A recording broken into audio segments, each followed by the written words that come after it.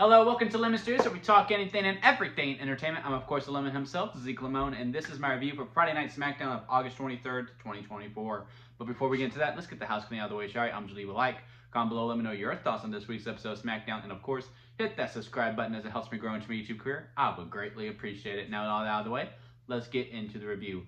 So, SmackDown, our first one without Roman, and not our last. It looks like he's going to be gone for a little bit. I really thought Roman would be doing a little bit more of a run. Then we only got the 2 weeks, and then he disappears again. Maybe he shows up in Berlin. Maybe not. Maybe it's that following SmackDown is when he's back. Odd choice, I will say, but I'm still very, very intrigued by it. This episode of SmackDown, I would say, was that it did the motions, but it did the motions very well. I don't think this was necessarily a filler episode. I don't even think, they were coasting by any means. It's just, nothing really big happened. It was a very safe episode, and we had the big go-home show next week, so maybe they'll go a little bit harder on that. But yeah, let's kick off with the tag team division. Since we were talking about the Bloodline, Solo Sikoa coming out to do a promo saying, hey, whoever wins between Kevin and Cody, I got next, since he's now done with Roman. We did a little switch. I don't know why they didn't just say, hey, it's a free bird rule, and we're going to have Tangaloa and Tama Tonga defend the titles. I feel like that would have been much more simpler, but I guess they're implementing the seeds that maybe Jacob would turn, because, yeah, he stripped him of the title, and he gave it to Tama Tonga. He's like, I love you, Solo, I love you. Very, very odd promo. Intrigued, though. Again, WWE has done a great job of restoring that faith of like, okay, because, again, with this Bloodline stuff, every time I'm out, they keep pulling me back in. And yes, a lot of the stuff is very much the same. Hell, the match between the Street Profits and the Bloodline was very much a Bloodline match. Not much was happening, and then we wait for the Bloodline to get involved, and then, okay, yeah, we're building to a finish. Also, there's not much jeopardy within that match. And I would say it was like that for most of the matches here. Like, yeah, I knew that the Dream Team was going to win, or the Big Three, whatever Bianca, Jade, and Naomi are called, were going to win their 6-women tag match. I knew LA Knight was going to beat Santos Escobar. And I knew Cody and Kevin were going to win the tag team title, not the title match, but the tag team match. It was just one of those episodes where you're just like, well, clearly this person's going over, and sure enough, it was. But yeah, I'm interested. I'm really looking forward to it. Can't wait for Roman to come back again, where it gets a little bit more meatier. I'm really not interested in a Solo versus Cody round 2. I kind of want a more bloody feud when it comes to Cody. Instead of it being so friendly, we'll go to the main title division right now between Cody and Kevin. Kick off with the Grayson Waller effect. Grayson's like, nope, you're not going to get your full entrance. He even steals the what do you want to talk about line. And he brings up all the evidence. Look, what Kevin might do to you. And I really thought they would do the reverse, right? Where, yeah, we're going to show all this evidence of how Kevin always turns his back on someone.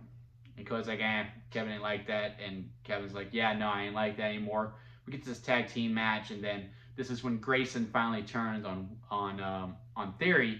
And there we go. Now they have their own little feud going on, assuming they have bad blood, which seems like they're going to take very, very seriously for the title of that PLE. But no, it was just, hey, they did it. They won. Kevin teased that he was going to turn because he had the belt like this, and then he walked and he just handed it off to him. I do think Kevin is going to end up turning now, especially since he didn't do it this week.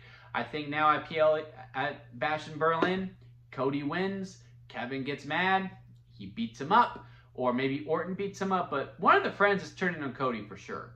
And again, this feud, look, wrestling's 52 weeks a year. And there's, 5 shows a week, maybe more. I don't need every title match to be like, I hate you, let's fight for this belt. I mean, it is the easiest formula. And look, Kevin and Cody are giving me something different. It's really reminiscent of like the Daniel Bryan versus John Cena feud at SummerSlam way back when the Yes movement was really starting to take fold. And it's just a little too friendly. It's just not giving me enough gravitas and investment. Again, it's also the fact of I just have no belief whatsoever that Kevin Owens is winning the title. It would be one thing if I had that 1% in me, like maybe Kevin can do it, but I know for a fact he's not. He's just not. This is going to be a fun opener and maybe an angle afterwards. So with that, this feud is not really doing much for me. Now, we finish the match, we do the angle, maybe Kevin turns heel. Round 2 is a little bit more meatier. Maybe by then, I'll be singing a different tune, but right now the feud's just not really hitting. Again, I'm still looking forward to the match. I know the match is going to be good. I just wish the story was a little bit more meaty with it. And again, overall, it's fine. And again, it's something different. Not everything's going to be for me. Not everything's going to be for you. And not everything we're going to like. It's just, I appreciate WWE for doing something a little bit different. We haven't done a feud like this in quite some time. But just would like a little bit more edge within this feud. So now we head over to the women's division. We already talked about the women's 6-woman tag match. Again, it went exactly how we expected. Naomi pins Blair Davenport. We are getting the rematch between Jade Cargill and Bianca versus Alba and Isla at Bash in Berlin, where I assume Jade and Bianca would get the tag titles back, and then they can move on and feud with whoever. As long as these tag titles keep staying relevant, it's going to become much more prestigious. It just need a little bit more promo time. Again, it's just going back to just need some more mic work. Just need some more implying, get more invested within stories. And, it's really WWE shooting WWE with these types of storylines because they have proven on Monday nights and even on SmackDown that they can do this. They can deliver great stories. Look at the Bloodline. Look at Carmelo Hayes and Andrade, where they're doing a best of 7, but they're not telling you it's a best of 7, where that's how you can implement, okay, I don't know who's going to win. Because usually, by now, if this best of 7 was announced, because right now we're all under the assumption that it is a best of 7. But since it's not, we're still like, well, the feud could end here. Andrade is up 2-1. If he goes up 3-1, maybe it's over. Okay, Andrade, Carmelo gets another match. Okay, now it's 3-2. Now it's 3-3. Okay, final battle. What's going to happen? So Andrade and Carmelo, they're really, really helping this mid-card division get much more media. Because, again, like I said on my Raw review, I think Raw is the best mid-card out of all the shows. And I'm not just talking WWE. I'm talking also AEW. I'm talking TNA. I'm talking New Japan. The mid-card is so healthy on Monday nights. SmackDown can get there too. We just need to put the time in for it. And Carmelo and Andrade is a good first step towards that. But yeah, back to the women and that 6-woman tag. There just wasn't much jeopardy there. And again, this women's tag team feud, I'm all for it. I'm glad it's getting featured on the PLE. Y'all hear me complain about like, hey, the tag titles haven't been defended on a PLE since WrestleMania for the men. Last time for the women was at Clash at the Castle. Now, here we are. We're back at them being defended, the women's anyway. So, great. Love that. Let's just get them some mic work. Let's make tag team stories mean just as much as single stories. But yeah, going back to the other mid-card of Carmelo and Andrade, they're going to have another match next week in Berlin. Going to be round 4. I'm assuming Carmelo is going to win to tie it up 2-2. And then maybe we do a 2 out of 3 falls to finish it off. And we just, all right, we cap it off at 5. But hell, I'm all good for going for the 7. It's doing really great stuff. Love the barbershop promo. I even like when Andrade left. He goes, hey, we got to start locking these doors. Like Carmelo was cracking me up. He's really growing on me a lot more. Now, within on SmackDown with these promo segments, he's doing a great job. Now, Nia Jax and the women's title. This was the most interesting stuff that the women's title has done in quite some time on SmackDown. Because again, they're just continuing to tease Tiffany's going to turn on Nia. So this is going to add, Nia's going to turn on Tiffany before Tiffany has the chance on her. And we can blur the lines between who's good and bad.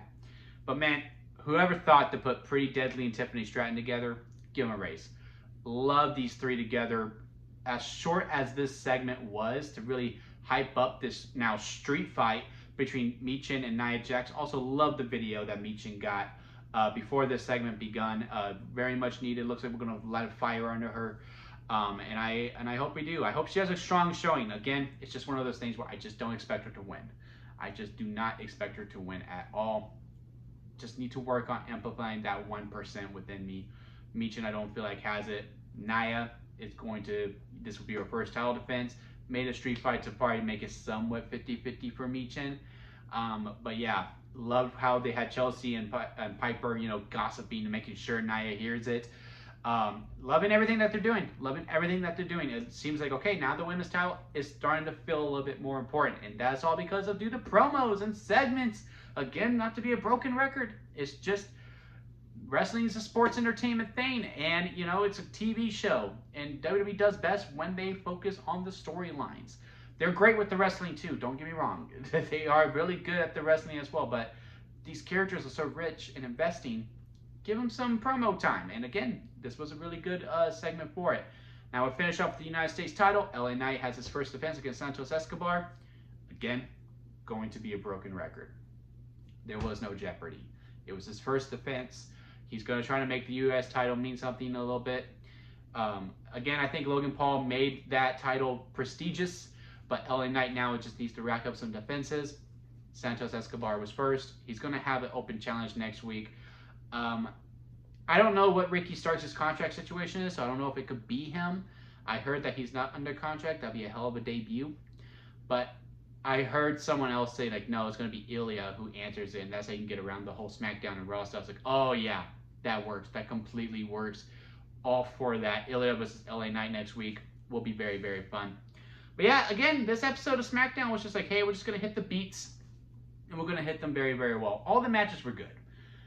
It was just, again, I can't be fully invested within the match when I'm like, well, all right, well, LA's going to win, so I'm just going to wait until, yep, there it is, and he got it.